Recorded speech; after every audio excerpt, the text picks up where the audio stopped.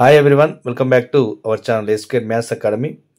So today we will discuss about different integrals chapter exercise D problems అన్నాం. Okay, so third bit problems దీనికన్నా ముందు first bit second bit problem మీద video చేసి upload చేయడం జరిగింది.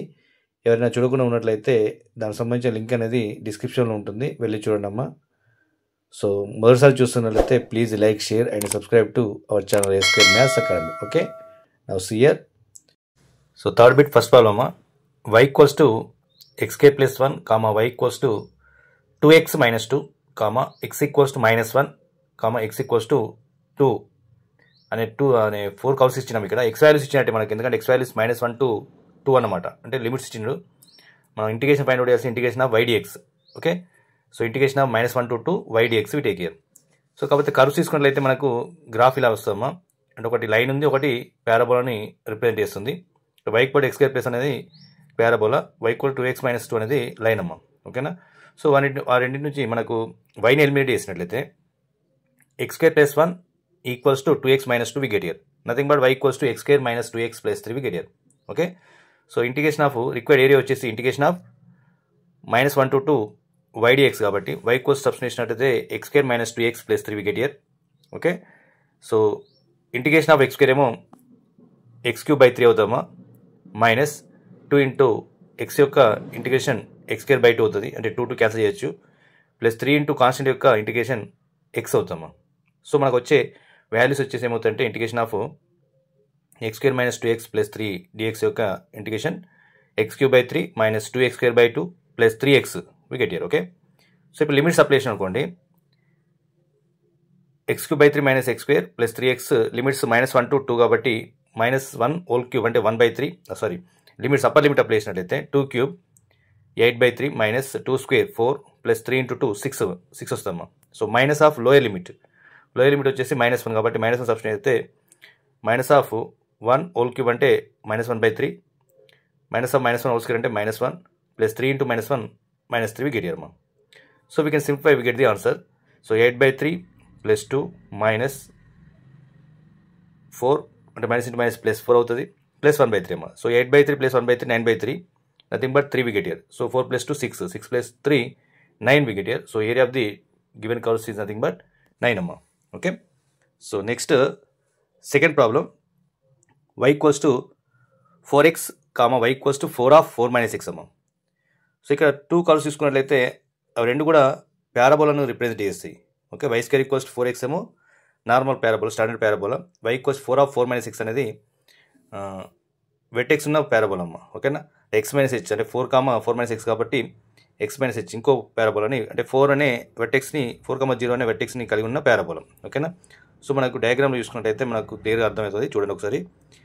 So ఇప్పుడు వైని eliminate చేసినట్లయితే మనకి x వాల్యూస్ వస్తాయేమో, అంటే 2 పారాబోల్స్ ఇంటర్సెక్ట్ చేసుకునే పాయింట్ వస్తుంది. సో ఎలా వస్తుంది అంటే 4x ఈక్వల్స్ టు 4 - 6 4 క్యాన్సిల్ చేసినట్లయితే x equals to 4 - 6 we get here. That is nothing but 2x equals to 4, that implies x equals to 2 అమ్మ. అంటే 2 అనేది point of intersection of 2 parabolas, అంటే 2, 2√2 అని 2, -2√2, ఎందుకంటే y వాల్యూ మనకు సబ్స్టిట్యూట్ చేసినట్లయితే ఇలా వస్తాము. ఓకే, సో ఇప్పుడు మనం పాయింట్ ఆఫ్ ఇంటర్సెక్షన్ ఏమవుతుందంటే a ఆఫ్ 2, 2√2 b ఆఫ్ 2, -2√2 వచ్చినాయి. ఓకేనా, సో మనకు వచ్చేసి ఏరియా వచ్చేసి రిక్వైర్డ్ ఏరియా వచ్చేసి ఇంటిగ్రేషన్ ఆఫ్ 0 to 4 అమ్మ. ఎందుకంటే మనకు ఇక్కడ అనదర్ పారాబోలా యొక్క వెటెక్స్ ఉంది, అది 4, 0 కాబట్టి ఏంటి y² = 4 - 6 యొక్క వెటెక్స్ 4, 0. ఓకేనా, సో 0 to 4లో మళ్ళీ ఈ పాయింట్ ఆఫ్ ఇంటర్సెక్షన్ అనేది 2 to ±2√2 ఉంది కాబట్టి 2 నుంచి వెళ్ళి వాటి యొక్క వాల్యూస్ చేంజ్ అవుతాయి, అంటే 0 to 2 వరకు ఒకలా ఉంటుంది, 2 to 4 వరకు ఒకలా ఉంటుంది. కాబట్టి integration of 0 to 2 y dx plus integration of 2 to 4 y dx అమ్మ required area.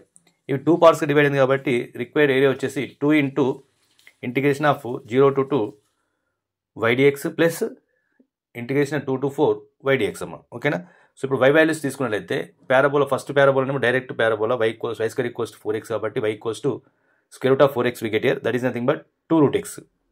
Another parabola y² = 4 - 6 కాబట్టి y equals to √2 of 4 - 6, that is nothing but 2 into √4 - 6 we get here మా. సో దీనికి మనం ఇంటిగ్రేషన్ అప్లై చేసినట్లయితే square root of x integration ఏమవుతుందంటే X power 3/2/3/2.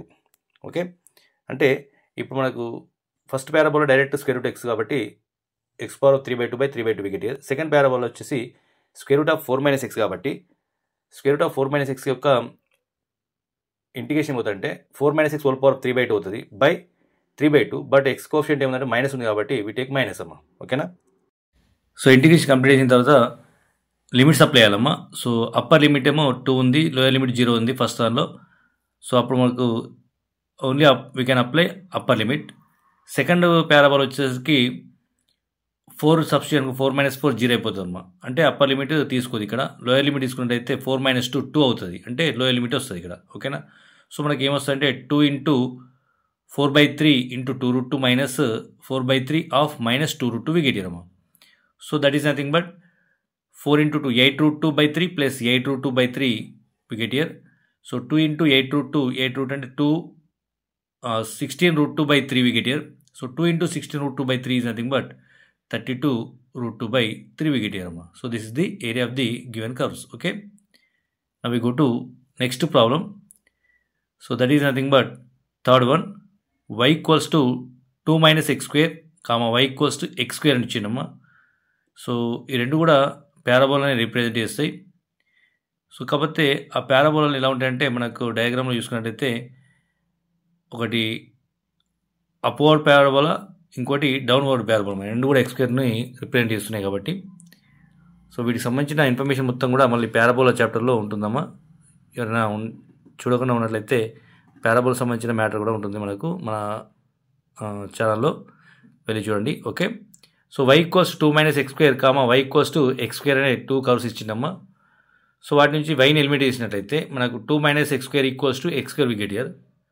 So that is nothing but 2 - 2x square we get here. That implies x square equals to 1. So x equals to plus or minus 1 we get here అమ్మా. So x values మనకు వచ్చేసి plus or minus 1 వచ్చినాయి. So వీటి నుంచి మనం ఏం రాయొచ్చు అంటే ఇంటిగ్రేషన్ ఆఫ్ రిక్వైర్డ్ ఏరియా వచ్చేసి required area 2 × integration of 0 to 1 ydx అని రాయొచ్చు అమ్మా. ఓకేనా, ఎందుకంటే x వాల్యూస్ మనకు ప్లస్ ఆర్ మైనస్ 1 వచ్చినాయి కాబట్టి ప్లస్ ఆర్ మైనస్ 1 తీసుకోకుండా 2 × తీసుకుంటాం, 0 to 1 తీసుకుంటాం limits. Okay, so 2 × 0 to 1 ydx. Okay, so actually అయితే -1 to +1 ydx తీసుకోవాలి. దాన్ని మనం 2 × 0 to 1 ydx we can write here. Okay, so 2 × 0 to 1 y equals to మనం ఏమైనా తీసుకోవచ్చు అంటే 2 - 2x square అని తీసుకోవచ్చు. ఎందుకంటే 2 - x square - x square అంటే 2 - 2x square we get here. Okay, so 2 × integration అవుతుంటే 2x - 2x³/3 అవుతుంది x square యొక్క integration. So now 2 of we can substitute limits here. 2 of 1 అంటే 2 అవుతుంది, minus 2 × 1/3 2/3 we get here. Okay, so 2 - 2/3 is nothing but 6 - 2/3 we get here. So 2 × 6 - 2/3 that is 2 of 4/3. Okay, so 2 of 4/3 is nothing but 8/3 amma. So this is the required area of the given curve sum. Okay, so 8/3 is the required area. Clear? Right, now we go to next problem, that is fourth one.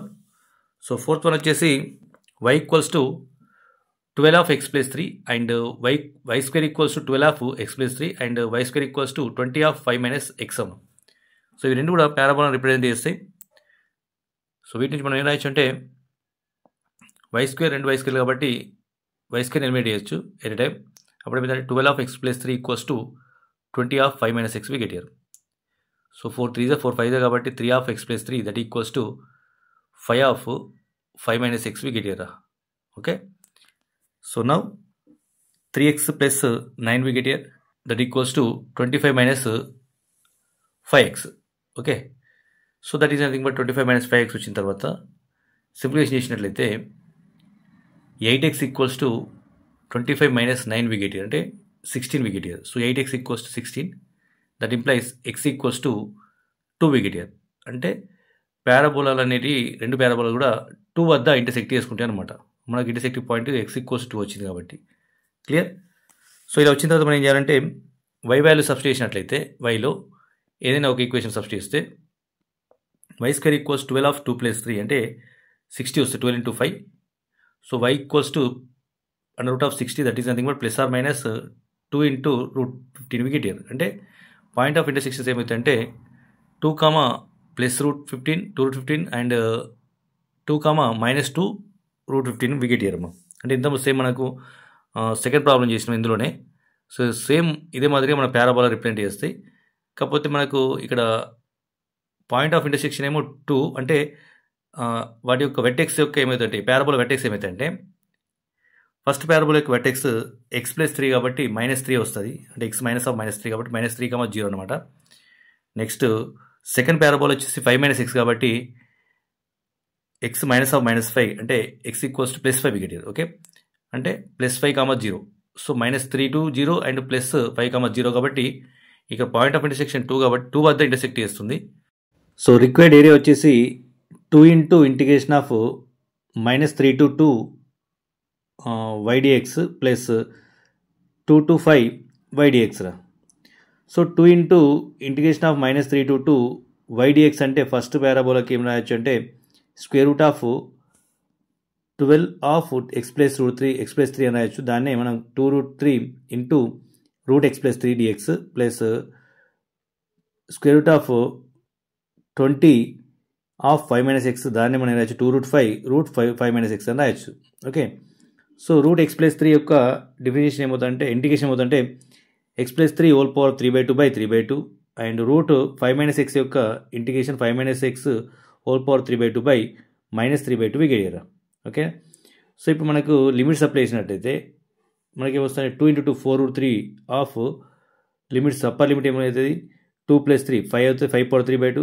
Lower limit apply చేస్తే 0 అవుతుంది, -3 + 3 0 అయిపోతుంది. అదేవిధంగా 4√5 into 5 - 5 upper limit apply చేస్తే 0 అయిపోతుంది. Lower limit apply చేస్తే 5 - 23 3/3/2 వస్తుంది. Okay, so దీనికి minus తీసుకుంటాం ఎందుకంటే మనకు ఇది ఎక్స్ యొక్క ఆప్షన్ మైనస్ ఉంది కాబట్టి మైనస్ తీసుకుంటాం. ఓకేనా, సో వీటిని సింప్లిఫికేషన్ చేస్తే మనకు ఆన్సర్ వస్తుంది. So that is nothing but 8√3/3 5/3/2 అంటే 5/2 ఇంటూ 5/1/2 అని రాయొచ్చు. అంటే 5√2.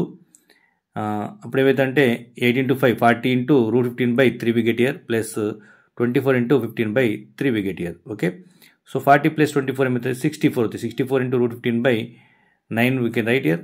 So that is nothing but 64 into 5 root into 5/3 is the area of the given curves. Okay, now we go to next problem, fifth one.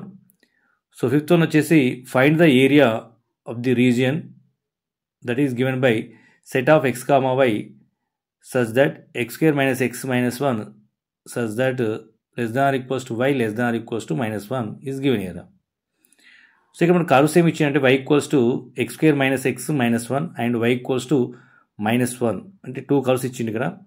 So 2 కర్వ్స్ని మనం వైని eliminate చేసినట్టుగా తీసుకున్నట్టయితే x² - x - 1 -1 that is అది కూడా x² - x - 1 + 1 cancel అయిపోతే 0 అయిపోతుంది. అంటే x² - x equal 0 అంటే x of x - 1 equal 0. So x equals 0, 1 we get here. Okay, so these are the values.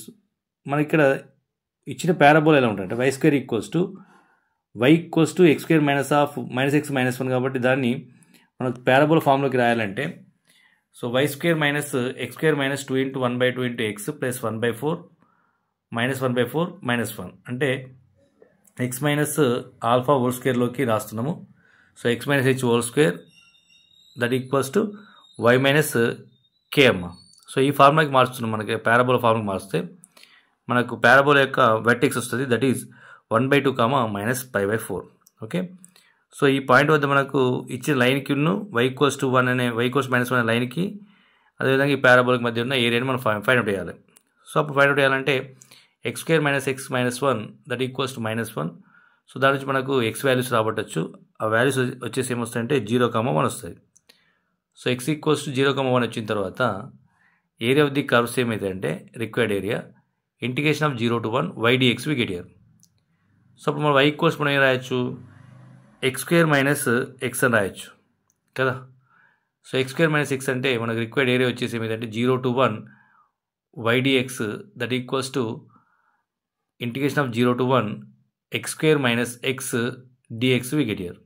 Okay, so ఇప్పుడు మనకి దీనికి మాడ్యులస్ అప్లై చేస్తే మనకు ఆన్సర్ వచ్చేస్తుంది ఇంటిగ్రేషన్ అప్లై చేసిన తర్వాత. Okay, so that is nothing but x square dx is nothing but x cube by 3 we get here, minus x dx is nothing but x square by 2. Okay, so వీటికి limits apply చేసినట్లయితే 0 to 1 limits కాబట్టి, so 1/3 minus 1/2 we get here.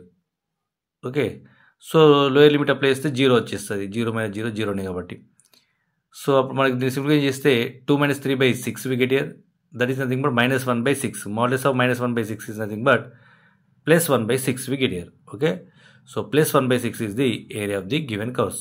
Okay, thank you for watching. For more updates, please like, share and subscribe to our channel A Square Maths Academy.